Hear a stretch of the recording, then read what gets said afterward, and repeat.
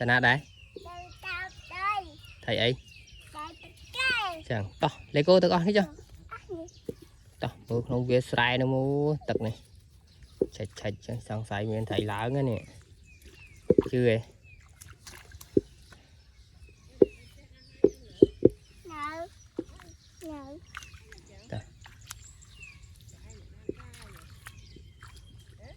miền hết miền khơi hết rồi mơ mơ thầy mà tật lọ lọ chẳng sao sai miền thầy ơi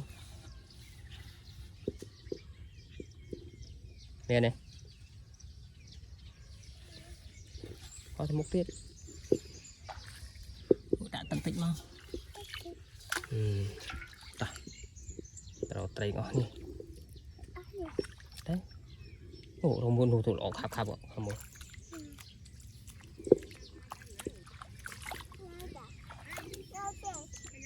นี่สเตียบนี่มือนี่ออกข้าวกันนี่มือเนี่ยล็อกนี่นี่เนี่ยน่ะ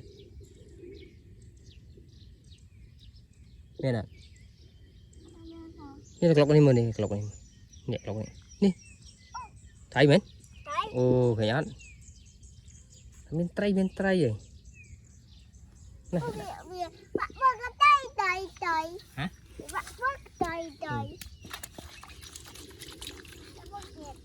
mực lọc lên mình nè tiền này mình nè lọc này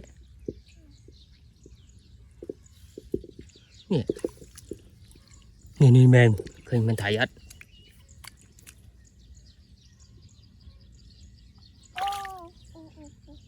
wow bao nhiêu vắt vơ trong khám này mở tim mất ủa mình thấy tiền nè hơi nhắn chưa men lóc nó sắp tấy à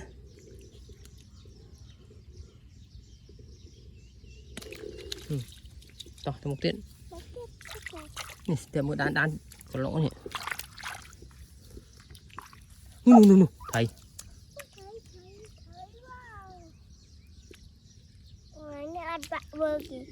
vợ vừa kìa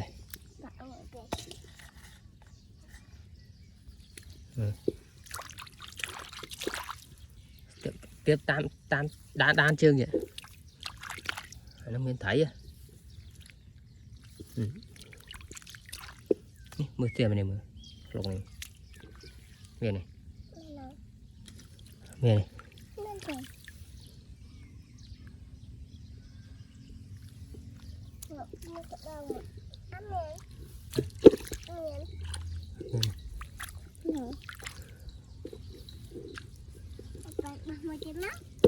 chưa này nhỉ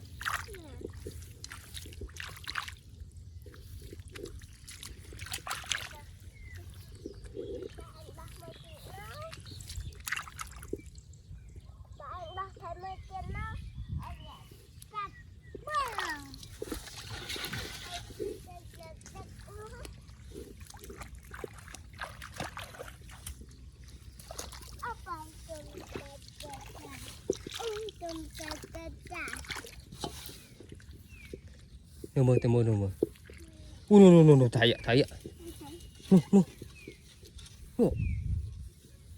là còn nang nữa nu khơi hắn khơi vậy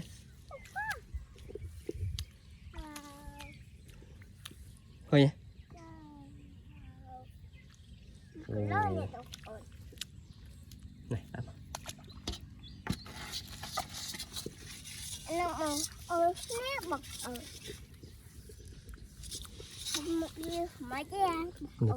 này phải tập thấy thầy nữ kiên trường ôn á mấy thầy nữ kiên trường ôn thầy trong pi kilo vậy à trong pi kilo chơi à trong một đại ôn à trong một đại ôn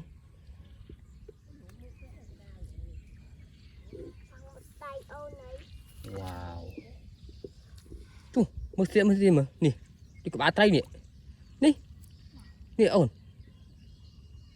Nè đi cái bát trai nè. Nè khơi ăn. Nâng ấy khơi ăn. Trai trai. Thầy ớt thật đấy thầy men. Hả? Một đai à? Anh em một đai thế. Chà. Giờ khoan. Rôm thôn.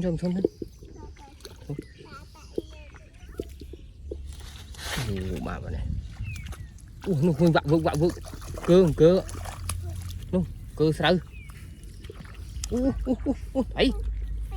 Hả? Phi. Tung. Wow.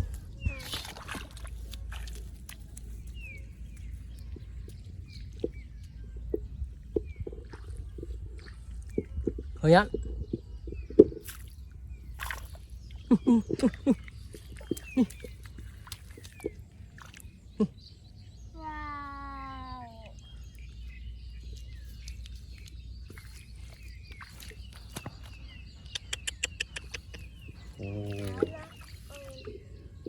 Cho màn thôn này.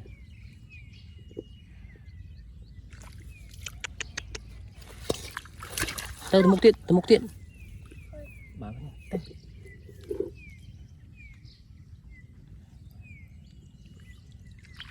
Đâu một tiện.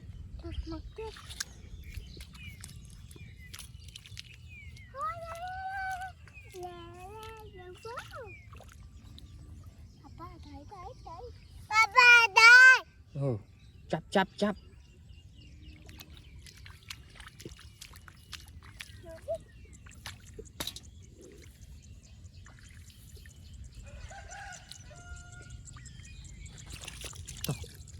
Một tiện.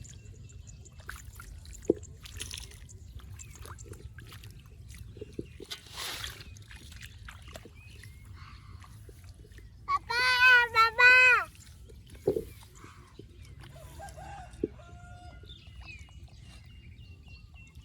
Chấm không? Bố lên. Muốn này.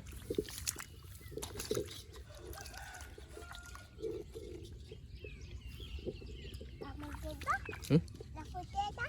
Tao múc. Ở đây. Lượng thôn tao múc. Nó nè. Thấy chó nè. Bố đu cho ngọt là. Ui chạy ngọt là. Khan vô tao hộp là.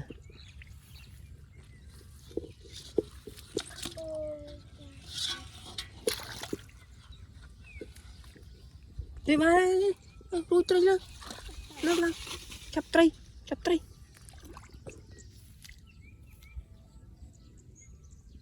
Khơi ăn. No. Ê.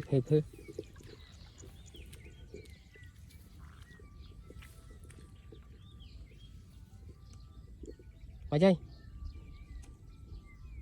Bán ơi.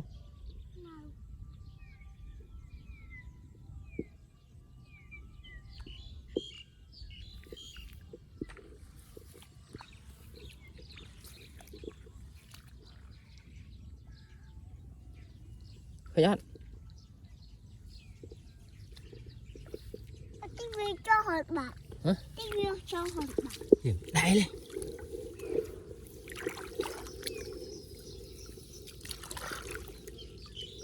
Mà mụn không? Chạm vào mụn không? Nấu vía mụn đó.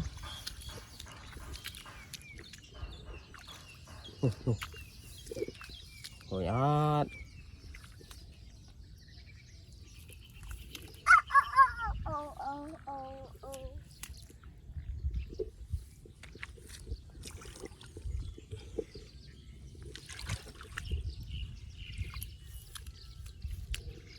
Anh đi bông ôn nè, bông ôn nè. Anh đang bông ôn nè.